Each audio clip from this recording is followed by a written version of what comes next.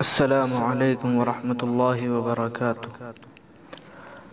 آج کے اس ویڈیو میں آپ حضرات کو رمضان کے کچھ ضروری مسائل بتاؤں گا جو عام طور پر لوگوں کے ساتھ پیش آتے ہیں اور لوگ سمجھتے ہیں کہ اب کیا ہوگا۔ تو اسی طرح کے کچھ ضروری مسائل ہیں جو آج میں آپ کو بتاؤں گا۔ تو چلیے شروع کرتے ہیں۔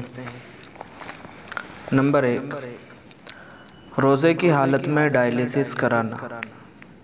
بعض بیماری ایسی ہوتی ہیں کہ ان میں ڈائلیسس کرانی پڑتی ہے، تو اگر کوئی روزے کی حالت میں ڈائلیسس کرائے تو اس کا کیا حکم ہے؟ تو روزے کی حالت میں ڈائلیسس کرانے سے روزہ نہیں ٹوٹتا ہے، کیونکہ اس عمل کا تعلق صرف خون کی صفائی سے ہے، اور کیونکہ ڈائریکٹ معدے میں اس کی وجہ سے کوئی چیز داخل نہیں ہوتی، تو اس لیے روزہ نہیں ٹوٹے گا۔ نمبر 2، معدے کے ٹیسٹ کے لیے حلق میں نلکی ڈالنا۔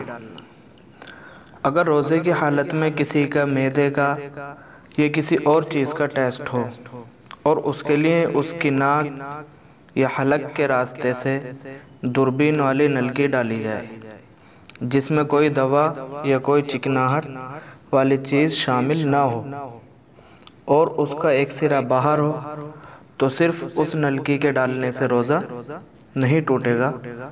لیکن اگر نلکی کے ساتھ کوئی اور دوا وغیرہ شامل ہو تو اس کے اندر داخل ہونے سے روزہ ٹوٹ جائے گا۔ نمبر 3، ناپاکی کی حالت میں سحری کرنا۔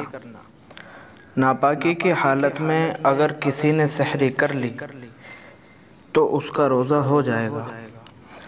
یہ عوام میں عام طور سے مشہور ہے کہ ناپاکی کی حالت میں سحری کرنے سے روزہ نہیں ہوتا ہے۔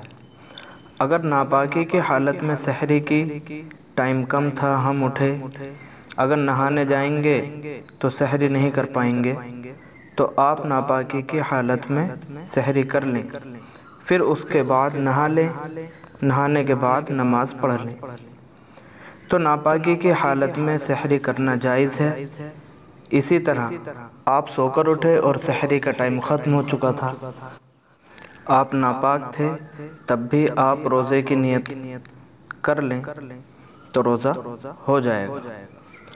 نمبر 4، دانت سے خون نکلا مگر حلق میں نہیں گیا۔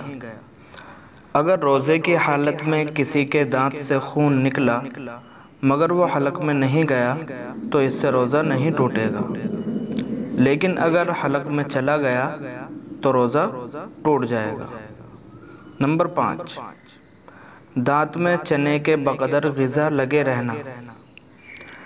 اگر دانت میں کوئی غذا چنے کے دانے سے کم مقدار میں لگی رہ گئی اور آپ نے اس کو منہ سے نکالے بغیر نگل لیا تو روزہ نہیں ٹوٹے گا، لیکن اگر دانت سے غذا نکال کر ہاتھ میں رکھ لی اور پھر اسے منہ میں لے کر نگل لیا تو روزہ یقیناً ٹوٹ جائے گا۔ اور اگر چنے کی مقدار سے زیادہ تھی یا اس کے برابر تھی تب بھی آپ نے نکال کر منہ سے نکالے بغیر اس کو نگل لیا تو اس صورت میں بھی روزہ ٹوٹ جائے گا۔ نمبر 6، قے کا خود بخود لوٹ جانا۔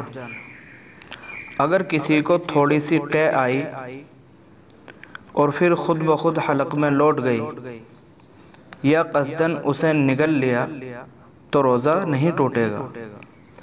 ہاں البتہ اگر منہ بھر کر قے آئی اور اس کو قصداً جان بوجھ کر لوٹا لیا تو روزہ ٹوٹ جائے گا۔ نمبر 7، بد نظری کی وجہ سے انزال ہو گیا۔ کسی عورت کو دیکھنے یا ٹی وی وغیرہ دیکھنے سے انزال ہو گیا تو اس سے روزہ نہیں ٹوٹتا، مگر بد نظری بہرحال گناہ ہے اور ٹی وی وغیرہ دیکھنا بھی روزے کی حالت میں مکروہ ہے۔ نمبر 8، روزے کی حالت میں مزی نکلنا۔ روزے کی حالت میں اگر کسی شخص کی مزی نکل گئی تو مزی کے نکلنے سے روزہ نہیں ٹوٹتا ہے، نمبر 9، روزے کی حالت میں احتلام ہو گیا۔ یہ بہت ہی کنفیوز کرنے والا مسئلہ ہے۔ اگر کسی کو روزے کی حالت میں سوتے ہوئے احتلام ہو گیا تو وہ سوچتا ہے کہ اب کیا ہوگا۔ تو اگر سوتے ہوئے احتلام ہو گیا تو اس سے بھی روزہ نہیں ٹوٹے گا۔ نمبر 10، روزے کی حالت میں خون ٹیسٹ کرانا۔ اگر روزے کی حالت میں کسی نے خون ٹیسٹ کرایا تو خون نکال کر ٹیسٹ کرانے سے روزہ نہیں ٹوٹتا۔ ہاں، مگر اتنا زیادہ نہ نکلوائے کہ کمزوری غالب آ جائے۔ اسی طریقے سے اگر کسی نے خون نکال کر کسی کو دیا، بلڈ ڈونیٹ کیا، تو اس سے بھی روزہ نہیں ٹوٹے گا۔ اس میں بھی یہی شرط ہے کہ اتنا زیادہ نہ نکلوائے کہ کمزوری غالب آ جائے۔ تو یہ چند مسائل تھے جو میں نے آپ حضرات سے شیئر کیے۔ امید کرتا ہوں آپ کو سمجھ آ گئے ہوں گے۔ اگر آپ کوئی مسئلہ پوچھنا چاہتے ہیں تو ہمیں کمنٹ کریں اور اس کلپ کو شیئر ضرور کریں تاکہ ان مسائل کا دوسروں کو بھی پتہ لگ سکے۔ السلام علیکم ورحمۃ اللہ وبرکاتہ۔